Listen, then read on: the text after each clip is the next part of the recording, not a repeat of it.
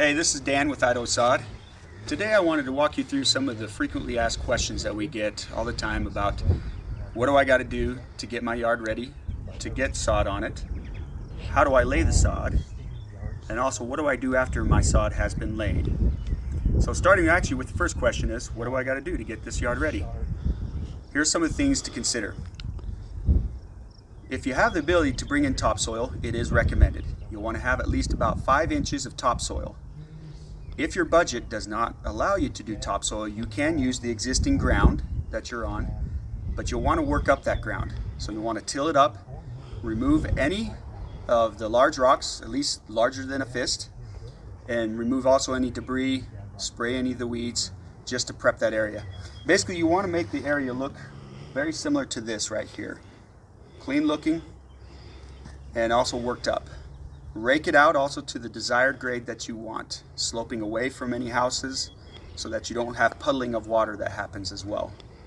So those are some things to consider as you get your yard ready. Now, what do I do to lay the sod? Here's a few things also to consider. This is an area that we've been working on currently. You want to actually pick a straight edge to start with for laying the sod. Using that straight edge will give you a nice line to lay those rolls out. And as you start to lay them out, you'll want to actually create a staircase effect, as you can see here. Or at least that's what we call it, kind of like staircases. So that you're staggering those rolls, staggering them, so that you can actually have those seams grow in faster. You can also consider putting down fertilizer.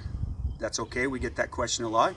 You can lay some fertilizer down, put some fertilizer out there before you lay the sod on.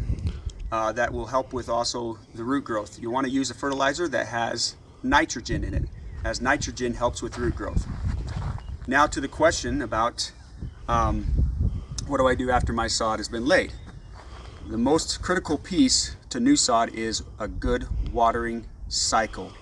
A good watering cycle is getting at least 1 inch of water daily for the first 2 weeks. 1 inch of water daily for the first 2 weeks. That ensures that your soil base underneath the sod that you've laid on is also getting wet. And one way to quickly tell if you're getting enough water is to go out after you've done some watering, lift up a flap, look at the soil underneath, and see if it is wet. If it is wet, then you know you're getting enough water.